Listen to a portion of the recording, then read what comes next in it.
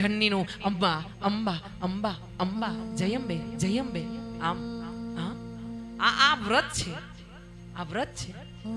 અહીંયા અષાઢ સુદ ત્રીજ, શ્રાવણ સુદ ત્રીજ, ભાદરવા સુદ ત્રીજ અને 2 નવરાત્રીના વ્રત જે કરે છે ને એના ઘરે 10 પેઢી સુધી ધન ધાન્યની ક્યાંય ખોટ નથી થતી અને માં ભંડાર ભરે છે ભગવતી. એવા આશીર્વાદ આપ્યા છે આ માસુ પુરાણમાં અને દેવી ભાગવતમાં માતાજીએ પોતે. અહીંયા સુરતે નવરાત્રી વ્રત કર્યું છે. જે રાજા આ કથા સાંભળી રહ્યા છે મેઘાતિથી મુનિથી, એમણે નવરાત્રીનું વ્રત કર્યું છે અને પોતાનું રાજ્ય પાછું મેળવ્યું છે. જો કોઈ રાજા નિહત્તો હોવા છતાં માની કથા સાંભળવાથી જો એને બધા ગ્રહ એને અનુકૂળ થતા હોય, એનું રાજ્ય પાછું મળતું હોય તો આપણાને શું ન મળે?